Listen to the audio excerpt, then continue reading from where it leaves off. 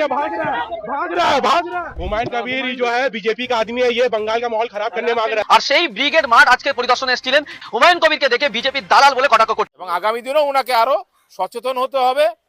রাজনৈতিক দল খুলেছেন, সেই দলের চেয়ারম্যান হুমায়ুন কবির একটা এমএলএ, দীর্ঘদিনের এমএলএ এবং বিচক্ষণ রাজনীতিবিদ বলবো এবং সাহসী হিম্মতদার, ভারতবর্ষের বুকে তথা সারা বিশ্বে বর্তমান যুগে এত বড় সাহস, এত বড় মানে সাহসী ব্যক্তি আমার তো মনে হয় বিরল নেই। ফল ঘোষণা করলেন এবং সেই সঙ্গে সঙ্গে 6 থেকে 7 জন বিধানসভার প্রার্থী ঘোষণা করলেন। বালিগঞ্জে একজন মহিলাকে প্রার্থী ঘোষণা করলেন, 24 ঘন্টা না 12 ঘন্টার মধ্যে আবার সেটাকে বাতিল করেছিলেন। এত তাড়াহুড়ো, এত হুড়োপাড়া কেন?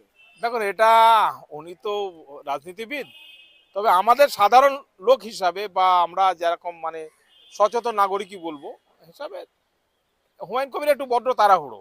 দলটা হলো, কমিটি হোক, প্রার্থী বাছাই হোক, কে প্রার্থী হবে তার সিলেকশন হবে, তার বায়োডাটা যাচাই করা হবে, তো এগুলো তো করতে হবে। অতি তাড়াহুড়ো করলে ভুল হবেই।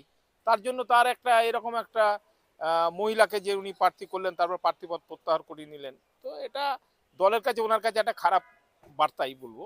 ওনার ওটা উচিত হয়নি এবং আগামী দিনেও ওনাকে আরো সচেতন হতে হবে। রাজনৈতিক দল খুলেছেন, সেই দলের চেয়ারম্যান, তার বক্তব্য রেসপন্সিবল হবে, মানুষ তার দিকে তাকিয়ে রয়েছে, তো সেগুলো তাকে সতর্ক হওয়া উচিত। হুমায়ুন কবিরকে আপনি কি সাজেশন দেবেন? আমরা দেখলাম যে উনি দল করার পরে যেন একটা মানে ভয়ের মধ্যে আছেন, কথাবার্তার মধ্যে একটা জড়তা ভাব আসছে। মানে এই যে দলের চেয়ারম্যান হওয়ার পর থেকে আমরা এটা দেখতে পাচ্ছি, কি বলবেন? দেখুন, হুমায়ুন কবির যে কাজটা করেছে এটা তো ভয় পাওয়ারই একটা, মানে যে কোনো সাধারণ ব্যক্তি সে মানে এই চাপ সহ্য করার মতো ব্যাপার নয়। তো সেখানে হুমায়ুন কবির বিরাট চাপ নিয়েছেন, বিরাট চ্যালেঞ্জ। এবং আগামী দিনে শাসক দল যেখানে কংগ্রেস নিশ্চিহ্ন হয়ে গেছে, সিপিএম যেন 34 বছর শাসন করে তাদেরকে দূরবীনে দেখতে হচ্ছে, একটাও এমএলএ জিততে পারেনি, সেখানে হুমায়ুন কবির এসে এরকমভাবে বিরাট আর আলোড়ন সৃষ্টি। এবং এটা তো স্বাভাবিক, এখন যদি ভোট হয় তো হুমায়ুন কবির মানে কত সিট পাবে সেটা মানে কল্পনার বাইরে। তো সেখানে সেই ধরনের তাকে রুখবার জন্য অনেকে চক্রান্ত করবে। সেখানে হুমায়ুন কবির যদি ভয় খায় তো এটা স্বাভাবিক। আমি ওনার আইনজীবী, কোর্টে মামলা করেছি ওনার হয়ে। আমার কাছে কতজন, আমাকে তো ভয় কেউ দেখায়নি, কিন্তু কতজন আমাকে সুবুদ্ধি মানে বুদ্ধি দিতে এসেছে, ভাই এত বড় একটা কাজ শাসক দলের এগেনস্টে, তোমার কিছু হবে না তো। তো এই ধরনের ব্যাপারগুলো তো হুমায়ুনের কাছে কত হুমকি ফোন যাচ্ছে, মাথা কেটে নিয়ে এসে 1 কোটি টাকা দেবো, যারা বলেছে তারা তো অর্ডিনারি নয়, বড় বড় মহান্ত, বড় বড় মানে মুসলিম বিদ্বেষী একটা সংগঠনের নেতা তারা। তো ওনার সতর্ক হয়ে চলাই উচিত আমি বলবো। এই আপনি বললেন বক্তব্যের মধ্যে যে এক্ষুনি যদি ভোট হয় হুমায়ুন কবির অনেকগুলো সিট পেতে পারে, এরকম বললেন। তো আমরা দেখলাম হুমায়ুন 22 তারিখে যে দল ঘোষণা হয়েছে সেই জায়গায় হুমায়ুন কবিরের ছেলে কিন্তু উপস্থিত ছিলেন, এখনো পর্যন্ত তিনি তৃণমূলের জনপ্রতিনিধি। দেখুন, তৃণমূলের প্রতীকে হুমায়ুন কবিরে জিতেছে, এইরকম ওনার ছেলের ব্যাপারটা, ওনার একটাই ছেলে, সে পঞ্চায়েত সমিতির মেম্বার, ওখানকার কর্মাধ্যক্ষ, এরকম ব্যাপার নয় এটা হয় কোনো দিন। অভিষেক ব্যানার্জি এখন চুপচাপ আছে, মমতা ব্যানার্জি সব দিকে জেলা সফর করে বেড়াচ্ছে, তার মানে কি অভিষেকের সঙ্গে মমতার যোগাযোগ নেই? এটা হয় না, একই বাড়িতে থাকে, আর সময় হলে তো সব প্রকাশ পাবেই। তবে এটা ঠিক, আমাকে অনেকেই, হুমায়ুন কবির আমার কাছে এসেছে, ওনার সঙ্গে অনেক ওনার লোকজনও এসেছে, আমাকে অনেকের খবর দিচ্ছে যারা পঞ্চায়েত সমিতির মেম্বার, প্রধান, বিভিন্ন জনা আমাকে ডাইরেক্ট ফোন করেছে, আর তোমরা যাওনি, জিজ্ঞাসা করেছি, তো বললো দাদা আমরা তো সবই আছি, কিন্তু বুঝতেই পারছেন পজিশন, ঠিক সময় হলে সব উল্টিয়ে দেবো, সব হুমায়ুন কবির ছাড়া স্যার এখানে কিছু বলা হয় না। আর তৃণমূলের হয়ে কথা বলতে যাবো, আমরা মার খাবো নাকি? তৃণমূলের মুর্শিদাবাদের ভূমিপুত্র আপনি, এবং সেই মুর্শিদাবাদ, না না, আমার নদিয়া জেলায় বাড়ি, মুর্শিদাবাদ নয়, নদিয়া পাশেই আর কি, আপনার পাশের জেলা, পার্শ্ববর্তী। তো সেই আপনার দিদির বাড়ি মুর্শিদাবাদ, মানে ওই রেজিনগরে, বেলডাঙ্গা। তো সেই জায়গায় বেশ কয়েকজন মুসলিম নেতা রয়েছে, যেমন হুমায়ুন কবির নামে আরেকজন আইপিএস হুমায়ুন কবির রয়েছেন, আরো বেশ কয়েকজন মুসলিম নেতারা রয়েছেন। এই সময় তাদের কি আহ্বান করবেন, যে হুমায়ুন কবিরের সঙ্গে এসে হুমায়ুন কবিরের পাশে দাঁড়াতে আহ্বান করবেন কি আপনি? অবশ্যই, যখন আইপিএস হুমায়ুন কবিরের কথা বললেন, কিছু মুসলিমরা তো নাম শুনেই একটু গর্ববোধ করে যে আমাদের কমিউনিটির মধ্যে একজন একটা আইপিএস হয়েছে, একটা বিধায়ক হয়েছে, মন্ত্রী হয়েছিলেন, তো কিছু এক্সপেকটেশন থাকে, কিন্তু তারা যদি ভয়ে যদি কারোর ভয়ে যদি ঘরে লুকিয়ে থাকে, যদি প্রকাশ্যে না আসে, জনগণের পাশে না দাঁড়ায়, তো সেটা তো ঠিক নয়। আর অন্যান্য নেতার কথা যেমন বললেন, সিদ্দিকুল্লাহ চৌধুরী, এরা তো একদম পুরো শেষ হয়ে গেছে, জনপ্রিয়তা এতটাই তলানিতে, উনি যদি ওনার বিধানসভায় যায় ওনাকে কালো পতাকা দেখাচ্ছে, অপমান করে বাড়ি ফিরাচ্ছে। হ্যাঁ, ওনার দলের লোকরা আগে ওই যেখানে এমএলএ ছিলেন আর কি মঙ্গলকোটে, রীতিমতো ওনাকে মারধর করা হয়েছিল। অন্যান্য জায়গায় একটা ক্যাবিনেট মিনিস্টার যাচ্ছে আপনার সন্দেশখালীর দিকে ত্রাণ বিতরণ করতে, সেখানে ওনাকে প্রচন্ডভাবে মারা হলো, কাঁদতে কাঁদতে উনি চলে আসলেন। তো সেই ধরনের নেতাদের আত্মসম্মান তাদের নেই, তো তাদেরকে আমি কিভাবে নেতা বলে মনে করব? ব্যাপারটা ওটা নয়। এখানে মুসলিম নেতা হিসাবে যেমন নওশাদ সিদ্দিকী, তো সত্যিই মুসলিম নেতা বলবো না, মানে একটা ভালো নেতা, রাজনৈতিক ব্যক্তিত্ব, ব্যালেন্স করে চলছে।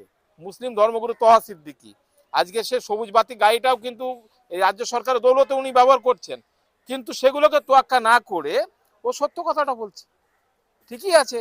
তো যারা শিক্ষিত, মুসলিম কেন, মানে যারা শিক্ষিত, মার্জিত, যারা সমাজ নিয়ে ভাবে, দেশ নিয়ে ভাবে, দেশকে ভালোবাসে, তাদের আগিয়ে আসা উচিত, মানুষের পাশে দাঁড়ানো উচিত হুমায়ুন কবিরের মতো।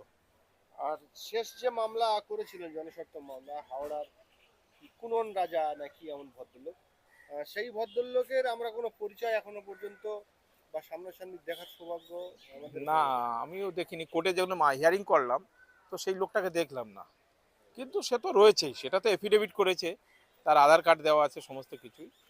তো সেটা সে হয়তো সে বুঝতে পেরেছে, ভুল বুঝেছে, যাই হোক, সেটা সেই নিয়ে আমি কি বলবো, এখানে আমার কোনো বক্তব্য নেই। আমরা সূত্র মারফত খবর পেলাম যে আপনি যেমন হুমায়ুন কবিরের আইনজীবীর সঙ্গে সঙ্গে বেশ ক্লোজ বন্ধু, তো সেই বন্ধুর হয়ে মুর্শিদাবাদবাসীকে কি আবেদন করবেন? দেখো, মুর্শিদাবাদবাসী তো এটা তো পিছিয়ে পড়া একটা জেলা বলুন, আজকে লেবার, পরিযায়ী শ্রমিক মুর্শিদাবাদেই সব থেকে বেশি। আর মুর্শিদাবাদে সত্যি উন্নয়ন হয়নি। কলকাতায় 9টা এমএলএ, সেখানে 8টা মন্ত্রী, ক্যাবিনেট মিনিস্টার, আর ওখানে 20টা এমএলএ জিতলো তৃণমূলের, সে একটা রাষ্ট্রমন্ত্রী একজনকে দিয়েছে, তার কোনো ভ্যালু নেই। সে লালবাতি গাড়িটাই সুযোগটা পেয়েছে, চড়ে চড়ে বেড়াচ্ছে সরকারি তেল খরচায়, একটা তার সিগনিটারি পাওয়ারও নেই, কোনো কিছু তার ক্ষমতা নেই। সে একজনকে বলুক কোনো একটা কাজের জন্য, বিদ্যুৎ মন্ত্রী, কোনো বিদ্যুৎ স্টেশন ম্যানেজারকে বলুন যে অবৈধভাবে আপনি কারোর বুকিং কেটেছেন বা কারোর উপর ফাইন করেছেন, কথা শুনবে না তার। তো একটা মুর্শিদাবাদের লোকরা প্রকৃত নেতার অভাব, তাদের দাবি দাওয়া যে ছিনিয়ে আনতে পারবে সেই ধরনের লোককে সমর্থন করাই উচিত। সেক্ষেত্রে হুমায়ুন কবিরটা আজকে মুর্শিদাবাদের গর্ব। আজ যে ভারতবর্ষ তথা বহির্বিশ্বে মুর্শিদাবাদ জেলা ভারতবর্ষে যে একজন আছে সেটা জেনে গেছে, সাহসী বক্তা বিভিন্ন লোকরা আসছে, এবং এই বাবরি মসজিদ কেন্দ্র করে এলাকায় হিন্দু মুসলিম যারা দোকান বসিয়েছে তাদের বিরাট বেচা কেনা, তারা ভাবছে যে তাদের কাছে একটা লটারি স্বরূপ এসে গেল, এবং আগামী দিনে যদি বাবরি মসজিদ হয়ে যাবে, এলাকার ইকোনমিক, অর্থনৈতিক চরিত্র বদলে যাবে, মানুষের ইকোনমিক পরিবর্তন ঘটবে, সেখানে মানুষকে আর বাইরে যেতে হবে না। তো সেটা হওয়া উচিত।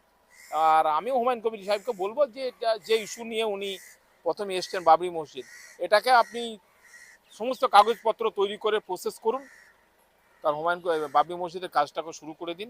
মানুষ আপনার পাশে আছে, মানুষ দান দিচ্ছে, এটা ভাবা যায়, কার সঞ্চয় করে 1 টাকা 2 টাকা সঞ্চয় করে সমস্ত এনে ওখানে দিয়ে দিচ্ছে, ইতিমধ্যে 10 বিঘা জমি দান হয়ে গেছে। এটা বিরাট ব্যাপার, এটা হুমায়ুন কবিরের প্রতি একটা ভালোবাসা আছে। আর ওই লোকটাকে তো আমি কাছ থেকে দেখেছি, উনি যখন এমএলএ ছিলেন না, যখন জেলা পরিষদের মেম্বার ছিলেন, পঞ্চায়েত সমিতির মেম্বার ছিলেন, ওনার আমি অনেক কেস করে দিয়েছি। হ্যাঁ, ওই ফেরিঘাটকে নিয়ে ওনাকে ফেরিঘাট পাইয়ে দিয়েছিলাম একবার হাইকোর্ট থেকে।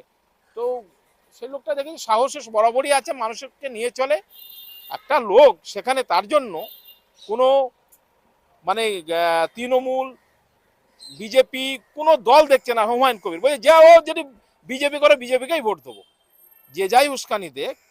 মুসলিম বড় বড় লোকরা যারা বলছে, যদি হুমায়ুন কবির যদি বলে বিজেপিকে দিতে, তো বিজেপিকেই দেবো। তো একটা লোকের কত জনপ্রিয়তা, কত বড় থাকতে পারে, তবে তার পাশে দাঁড়িয়ে মানুষ এরকম ভাবে সমর্থন যোগায়। আজকে বলুন তো, তৃণমূলের ওখানে অনেক নেতারা আছে, তারা 50টা লোক জোগাড় করে হাঁটুক দেখি,